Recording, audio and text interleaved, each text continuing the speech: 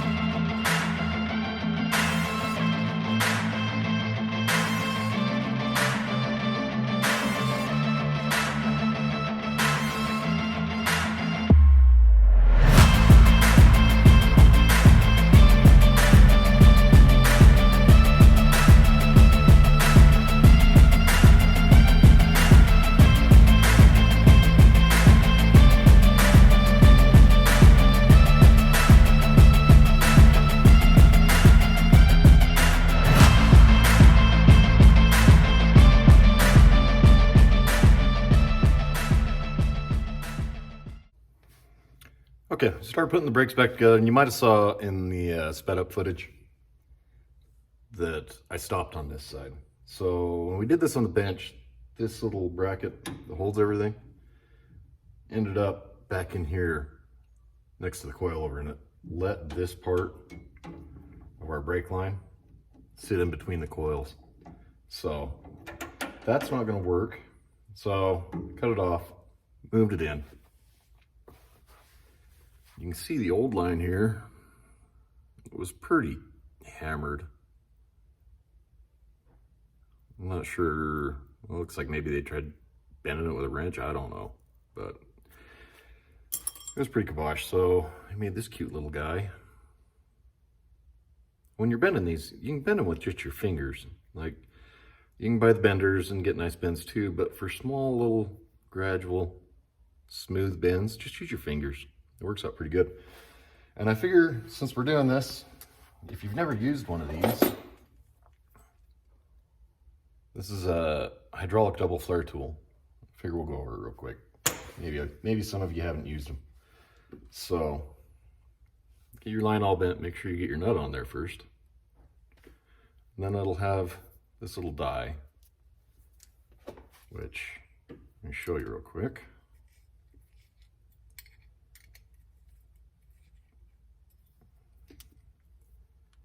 You'll slip your line through there, like so.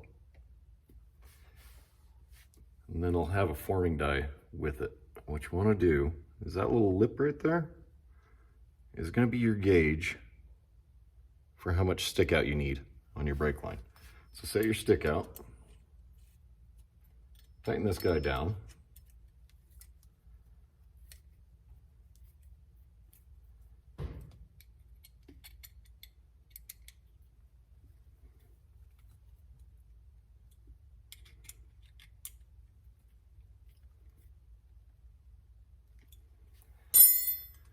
Then your little die here, you're going to flip it over the other way so it goes inside, just like that. You'll have a coupler, a little thread on there.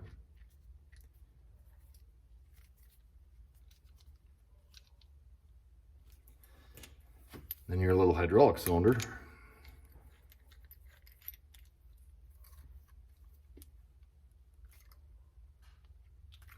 Get it up in there, and then it's pretty easy.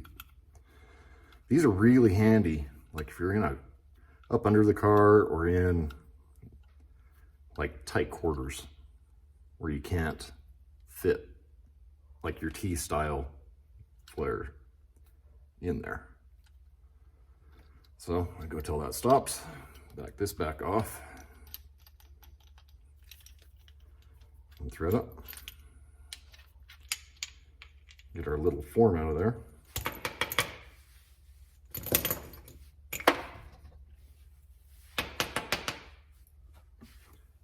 You can just put that away now. You can see it domed over the first part of our bend.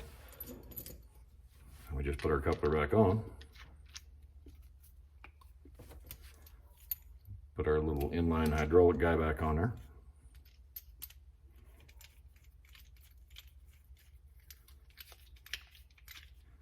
And go again.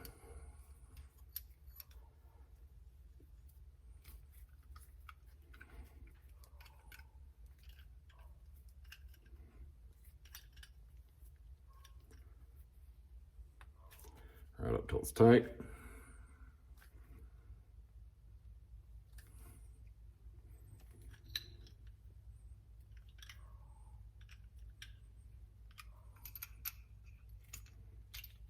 Bust it all apart.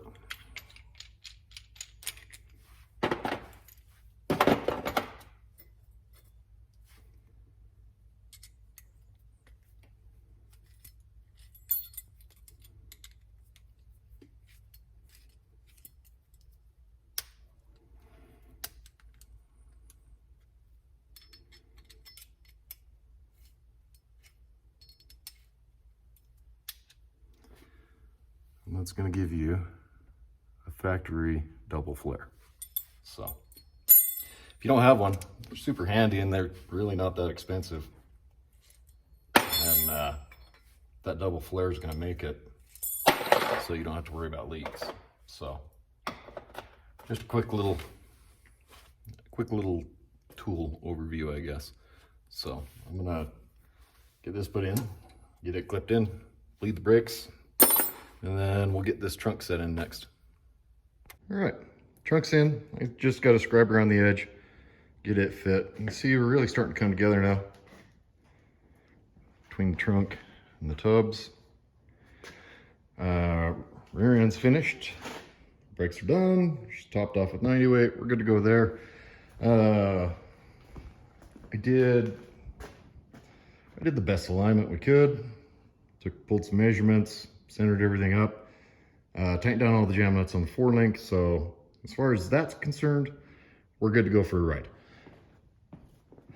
Now the seat also has to be narrowed. And so you can see we got to come in to right here to clear our tubs. Right there. So probably we'll knock that loose there, there.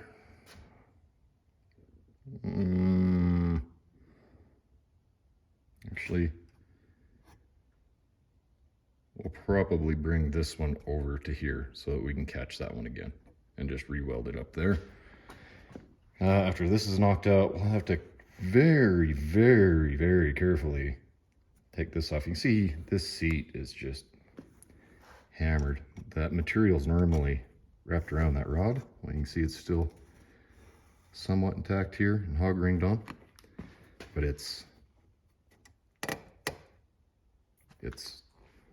we just need to be careful with that. Do the same thing over here. We'll cut it there. We'll bring that over. We'll get rid of that rod.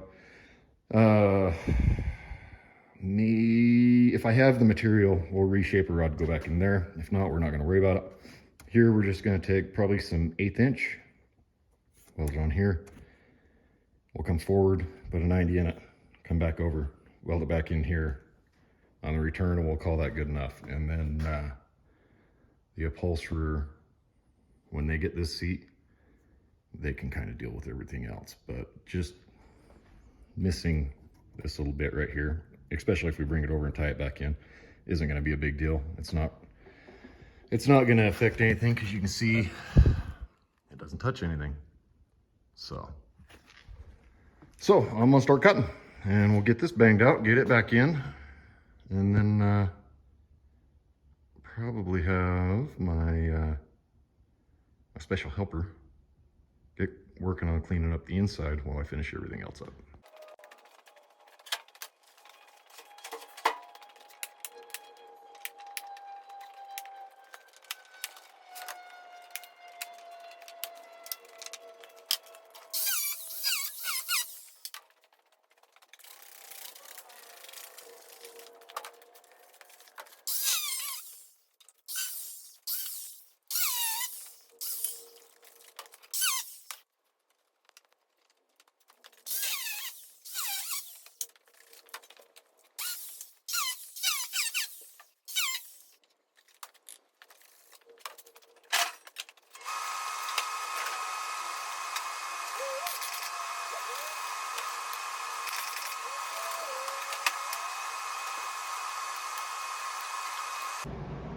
So, a couple tips.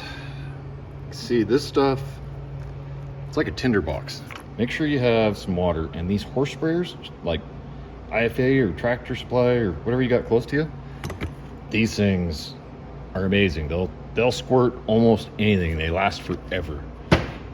But this stuff is terrible, man. Like, we might have another spot. It looks like we got another spot back in there. So when you do this, like, you really need to get this soaked. And then after you're done,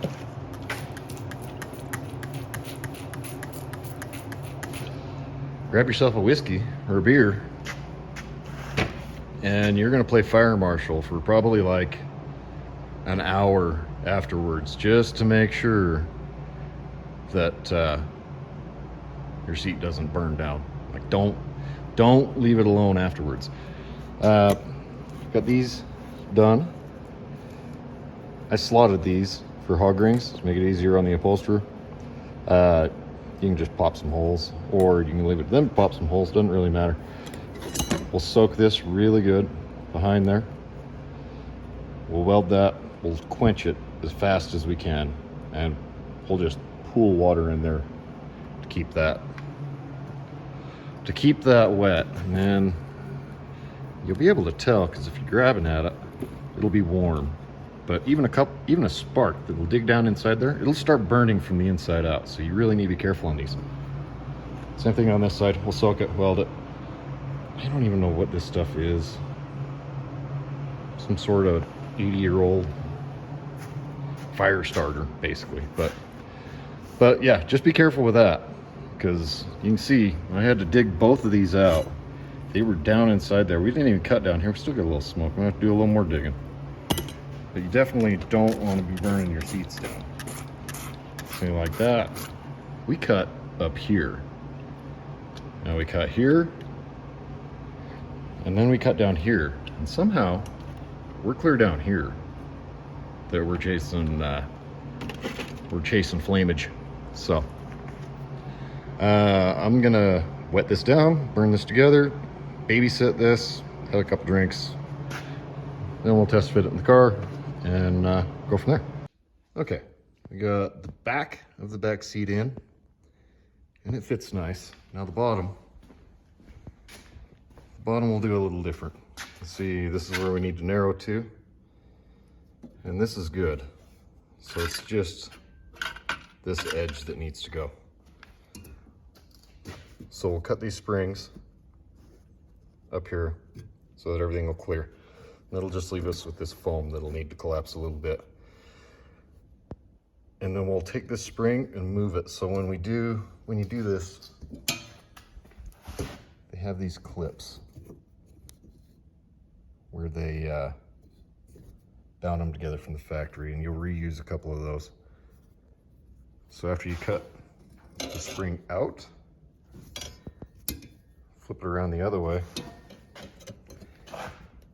it'll go back. There's a little catch up in here. There it is. It'll go back in that catch there to hold that side of the spring. And you'll reinstall this into one of those clasps on the bottom. So, a couple tips. See, this stuff, it's like a tinder box. Make sure you have some water, and these horse sprayers, like IFA or Tractor Supply or whatever you got close to you, these things are amazing. They'll squirt almost anything. They last forever. But this stuff is terrible, man. Like, we might have another spot. It looks like we got another spot back in there. So when you do this, like, you really need to get this soaked. And then after you're done,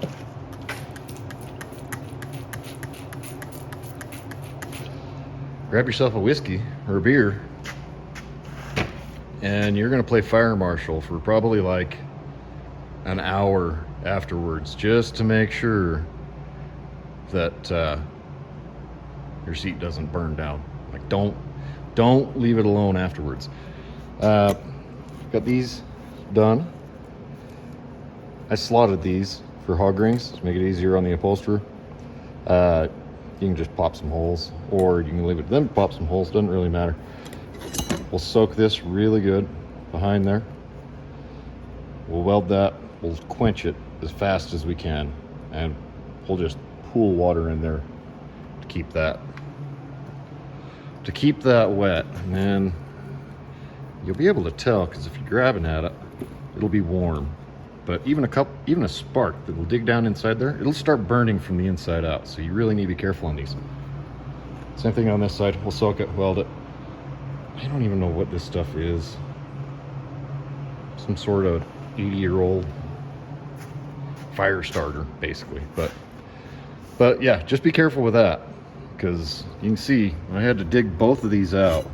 They were down inside there. We didn't even cut down here. We still got a little smoke. I'm gonna have to do a little more digging. But you definitely don't want to be burning your seats down.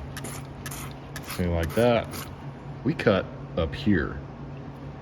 Now we cut here, and then we cut down here, and somehow we're clear down here. That we're chasing flamage. So I'm gonna wet this down, burn this together, babysit this, have a couple drinks, then we'll test fit it in the car and go from there. Okay, tubs are in, seam sealed, trunk's in, welded, everything's painted. Light just sucks. Why aren't me? Hang on. Maybe this will help.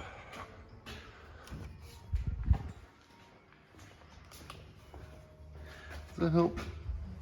I slammed the trunk and some rust came down. So we got some rust hiding somewhere, but not too shabby. Got the gas tank back in it. Just realized a little bit ago that I put in the subframe connectors, and I didn't do any video on that. So those boxes just cap the rails. There's your cross tube that comes out to the side. Then of course you have that tube connecting to your rear 4-link bracket. Somewhere in here, it ties into the floorboard right there as well, down to that tube. So, actually,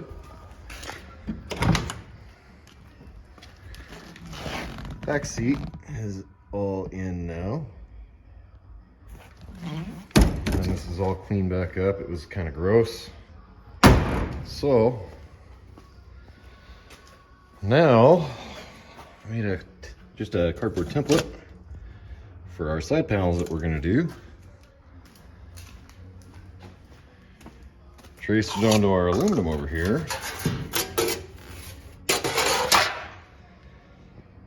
This still has the white protective plastic on it. If you're doing aluminum, you want to leave that just so that it doesn't get all scratched up running through the bead roller. We'll roll out our entire pattern. We'll peel that off, and then I've got some Zeus fasteners that will make a couple, holder inner things for this. And this is it. So once this is done, we'll get them thrown in the trunk, and we'll fire this thing up, go for a ride, take it to the car wash, and sadly send this thing down the road, because I'm starting to like this car a little bit. I'm not really a huge Chevy guy, but this one, I'm really starting to like it. So he might not get it back. We'll see.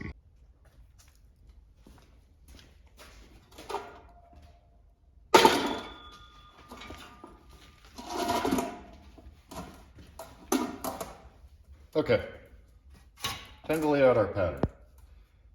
So when you're bead rolling, the sky's the limit. You can do anything. I mean, there's guys, they could put the Mona Lisa in here. I'm not near that good. But there is a pattern I've been wanting to try. I've seen it a few times, and I've always wanted to try it. So we're gonna try it today and see what happens. So I'm just gonna kind of roughly center this.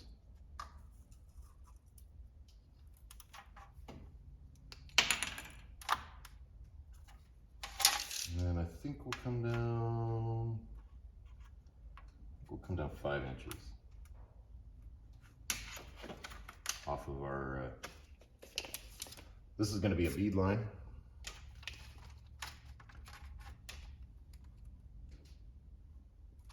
Just to kind of frame the bead work that we're gonna do.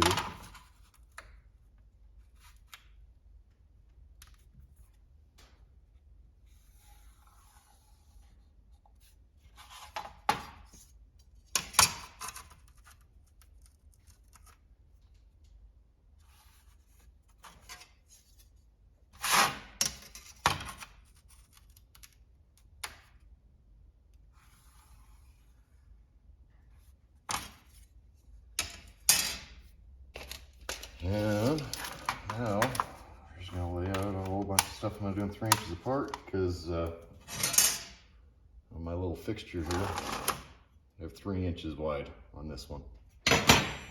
You can buy these all over the place. I made that one, but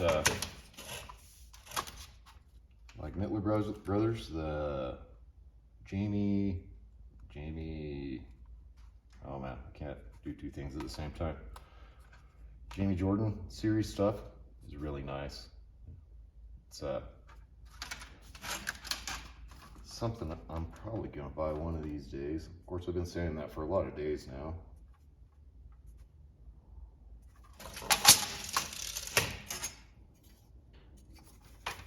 We'll just do 3-inch layout lines here.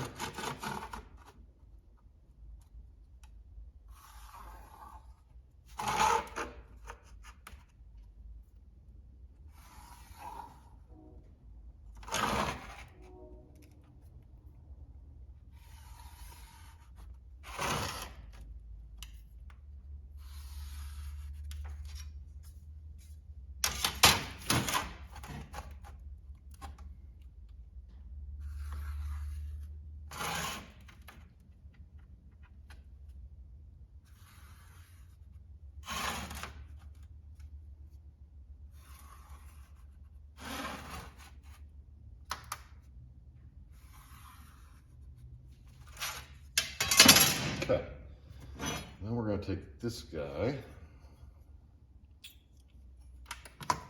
We're just going to kind of put it tangent with our 3 lines now.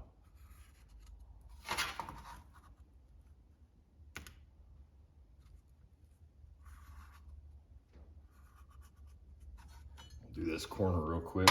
I'm going to speed this up so that you don't have to sit there and watch me do all this boring.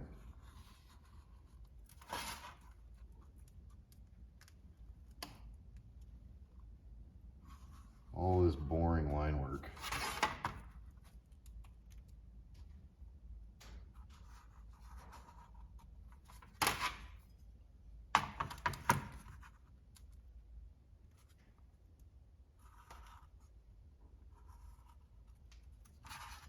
Okay, you can see how we'll end up here. We'll end up with a diamond pattern running right through the middle.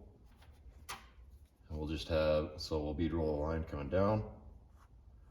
We'll swoop across this line, swoop across this line, come down to here. We'll start here, we'll swoop down this line, come across, back down to here.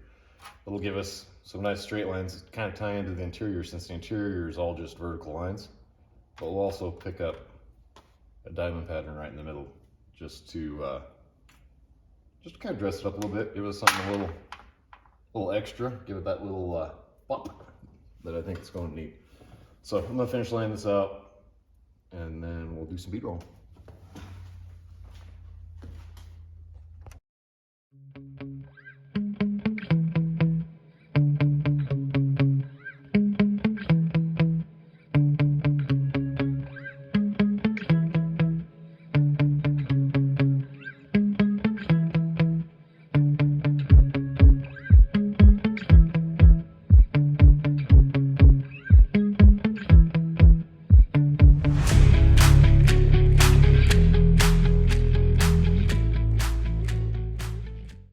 Okay, we're all bead rolled. We did a 3/16 step all the way around. This is a die I kind of made. You see a lot of guys using like, it's like a tipping die with a skateboard wheel, and it gives them a lot more fluff. Gives you a lot more distortion too. So I did just a straight die on the bottom, just a flat with a groove in it, just to kind of keep the warping down to a minimum. So let's unwrap it. But actually first, backside actually looks pretty cool too. So I might do like the inverse of this on something else. It turned out pretty awesome. But let's unwrap this guy and see what we got. This is always my favorite part.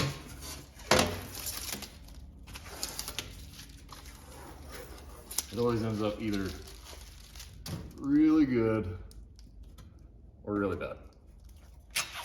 either super excited or you send panels flying across the shop.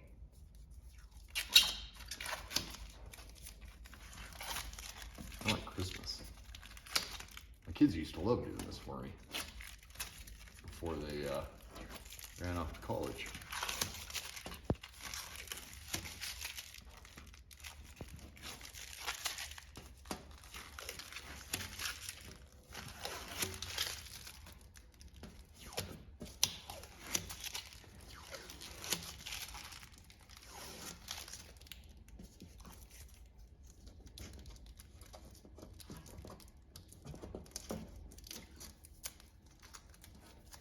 So, as far as bead rollers go, I'm using a daily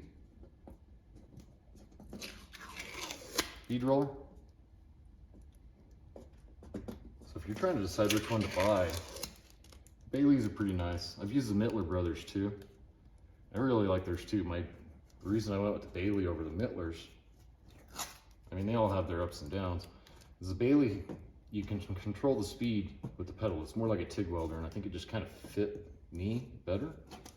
Because with the Mittler brothers, you set the speed, and then you hit the pedal, and it just goes that speed. And you can turn it up or down, but when you get into small stuff like this, it's easier for me if I can just control the speed with my foot. But on the other hand, Mittler brothers has collapsible nut, so you can tune your dies better, where the Bailey has shims, and I hate that. So that might be an upgrade we need to do someday, but there we are. See if I can get to where you guys can see that. That turned out pretty cool. We have that nice diamond pattern right down the middle. We have a little bit of pinstriping to kind of tie into the interior, match the seats. So now we'll get this fastened in the car, and then this old girl's ready to go home.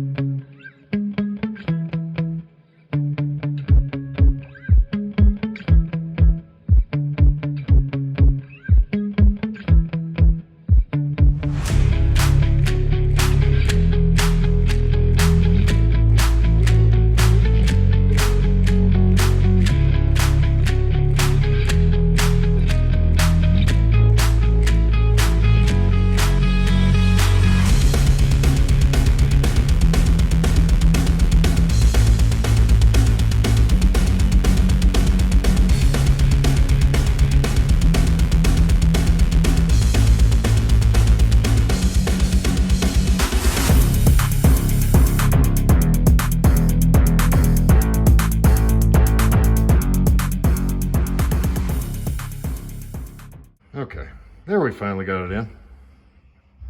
So after it's all carpeted and everything, it ought to look pretty sharp. It doesn't show up very well on camera, which really sucks, because like in person, that looks sweet. So, but I'm gonna roll out the other one, and then I'll just throw a couple little Zeus's in it and call it good.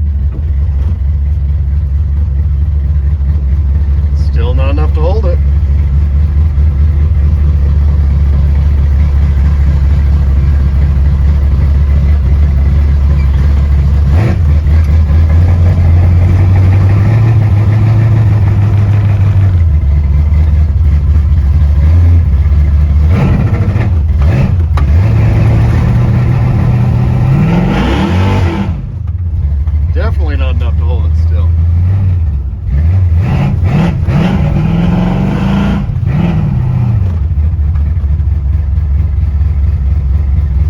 So we're gonna go make a couple changes real quick.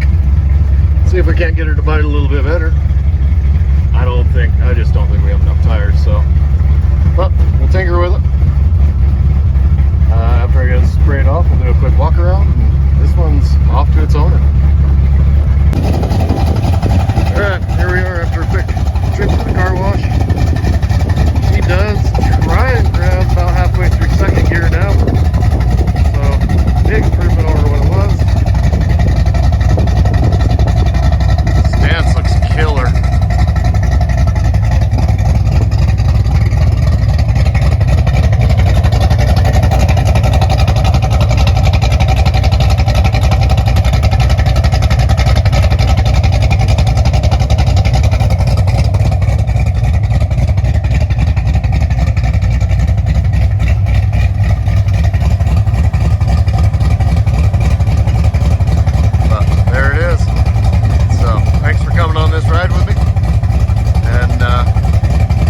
Start something new for the next one. Adios.